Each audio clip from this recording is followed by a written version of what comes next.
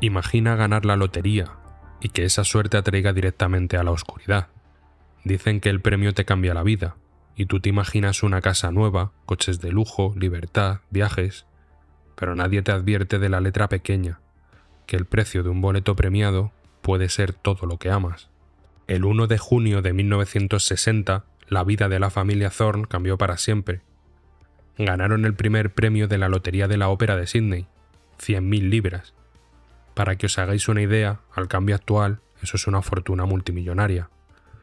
Todo el país celebró con ellos, pero esa foto en el periódico, esa sonrisa de victoria impresa en miles de ejemplares, fue su sentencia de muerte. Porque en algún lugar de la ciudad, alguien estaba leyendo.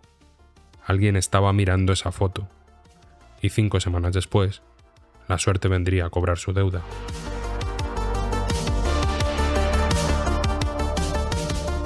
Para entender la magnitud de este crimen, tenemos que viajar mentalmente al Sídney de 1960. Era un mundo diferente, una ciudad inocente. La gente dejaba las puertas de sus casas abiertas. Los niños jugaban en la calle hasta que se ponía el sol sin supervisión. El concepto de secuestro por rescate no existía en el vocabulario australiano. Simplemente esas cosas no pasaban allí. Y en esa inocencia se cometió el error fatal. No existían las leyes de privacidad que tenemos hoy. Cuando Basil Thorne ganó, la prensa no solo publicó su nombre, publicaron su dirección exacta en Bondi, publicaron su número de teléfono, y cometieron un error aún peor. Publicaron una foto de Graham vestiendo su uniforme del colegio de Scots College. Al hacer esto le dieron al secuestrador todo lo que necesitaba. Sabía dónde vivía, sabía que tenían dinero, y gracias al uniforme sabía exactamente a qué colegio iba y cómo iría vestido esa mañana. Le pusieron una diana en el pecho. Graham tenía 8 años. Era un niño despierto, querido, el típico chico australiano. La mañana del 7 de julio hizo lo mismo que cualquier otro día lectivo. Se puso su uniforme gris escolar, cargó su cartera a la espalda y salió de casa a las 8:30. Su rutina era sencilla: caminar unos pocos metros hasta la esquina de Wellington Street y esperar a que Phyllis Smith, una amiga de la familia, lo recogiera en coche para llevarlo al colegio. La señora Smith llegó a la esquina a la hora acordada, pero Graham no estaba. Miró alrededor, esperó, dio una vuelta a la manzana. Nada, solo la acera vacía y el viento de la mañana. En una esquina transitada, a plena luz del día, un niño de 8 años se había evaporado. No hubo gritos, no hubo frenazos. Simplemente desapareció. A las 10 menos 20 de la mañana, el teléfono sonó en casa de los Thorne. La madre, Freda, corrió a contestar. Suponemos que el corazón le latía rápido, pero su mente buscaba explicaciones lógicas. Seguro que es el colegio, pensó. Seguro que Grimm ha llegado tarde o se ha olvidado algo. Pero no era el colegio.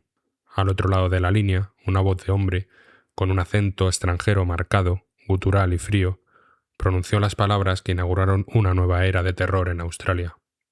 Tengo a tu hijo. El hombre no dio rodeos. Sabía exactamente quiénes eran y cuánto dinero tenían.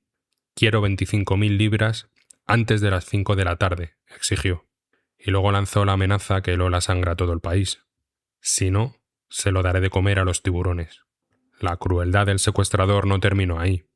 En una segunda llamada, esta vez a las autoridades, intentó confundir a la investigación fingiendo ser otra persona. Llegó incluso a hacerse pasar por el propio padre del niño, preguntando si habían encontrado a su hijo, en un intento retorcido de medir la reacción policial. No era un crimen pasional, era un juego mental, sádico. El pánico se apoderó de la casa. Era el primer secuestro por rescate en la historia de la nación. La policía de Nueva Gales del Sur no tenía protocolos para esto. No había negociadores del FBI. No había tecnología de rastreo de llamadas instantáneo.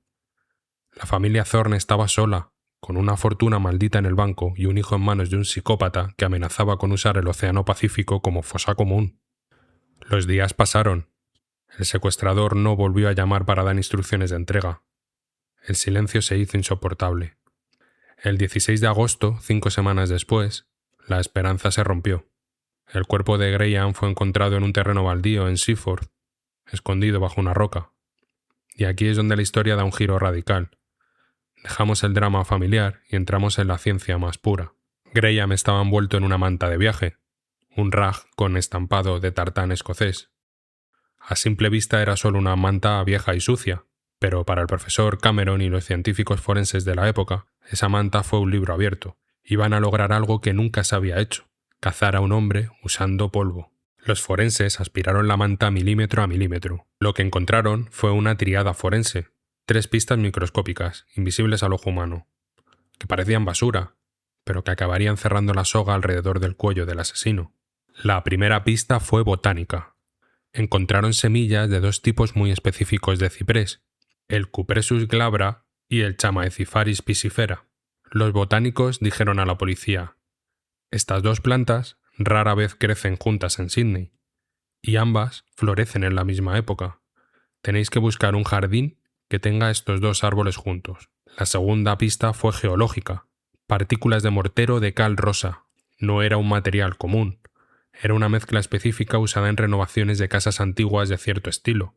Quien tuviera al niño estaba de obras o vivía en una casa con ese revestimiento tan raro. Y la tercera pista fue biológica. Pelos de perro, pero no de cualquier perro callejero. Los análisis determinaron que era pelo de un pequinés, una raza que en 1960 no era precisamente común en los barrios obreros. La tarea era titánica. La policía no buscaba a un hombre por su cara, buscaba una casa por su jardín.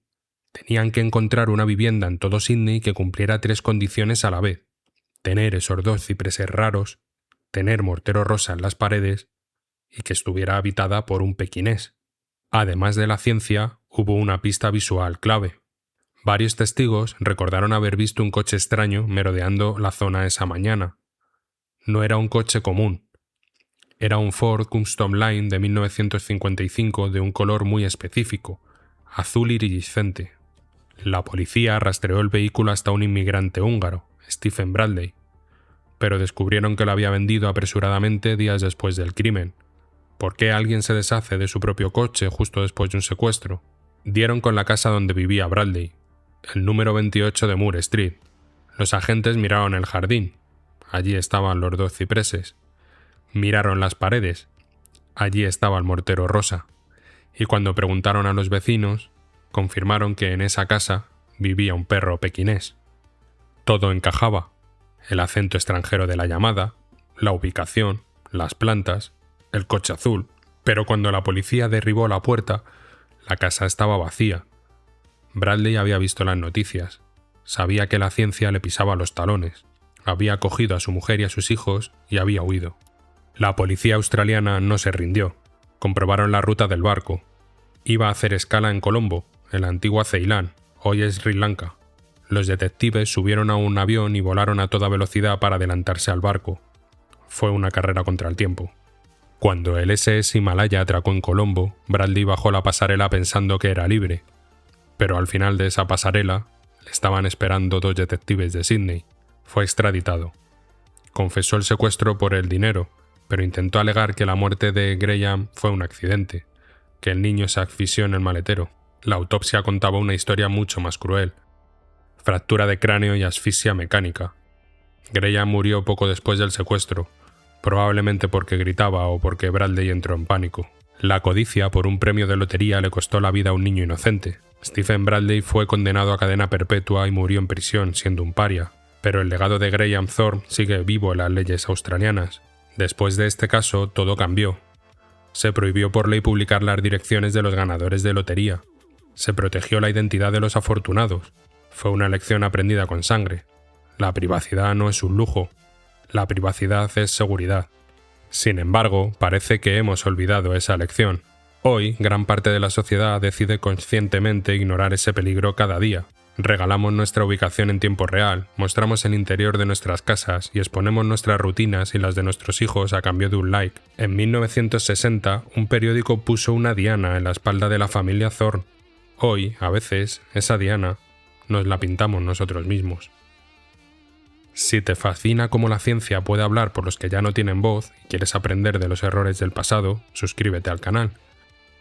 En el próximo vídeo viajaremos a las orillas del lago Onyos, un lugar donde la naturaleza se convirtió en un asesino silencioso. No te lo pierdas.